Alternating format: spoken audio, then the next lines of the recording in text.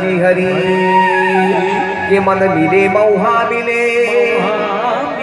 ये मिली जाए मास जी अरे चल हिमू थोड़ी की जल्दी चल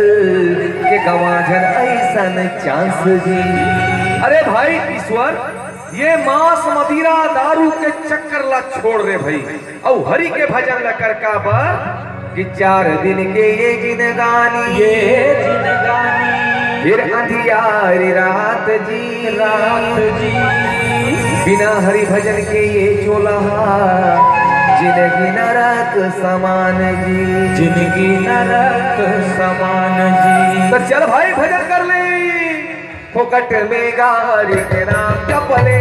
फोकट में गारी के नाम बजले फोकट में गारी के नाम जपले फोकट में गारी के नाम बजले फोकट में गारी के नाम जपले फोकट में गारी के नाम बजले फोकट में गारी के नाम जपले फोकट में गारी के नाम जपले हरि के नाम जपले राम के नाम बजले हरि के नाम जपले राम के नाम भजले हरि के नाम जपले राम के नाम भजले हरि के नाम जपले राम के नाम भजले हरि के नाम जपले राम के नाम भजले फोकट में गार जपले भैया दिया फोकट में फोकट में गार के नाम जपले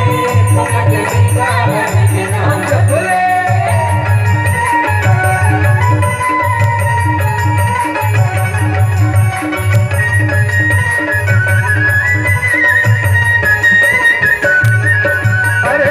जानो 3 5 नहीं जानो 15 नहीं जानो 3 5 नहीं जानो 15 राम नाम दुआ करके जपत रहू संगरा राम नाम दुआ करके जपत रहू संगरा राम नाम दुआ करके जपत रहू संगरा राम नाम दुआ करके जपत रहू संगरा कहले सरग में क्या हूँ तुम जपले फोकट में गारी के नाम जपले फोकट में गारी के नाम जपले फोकट में गारी के नाम जपले फोकट में गारी के नाम जपले।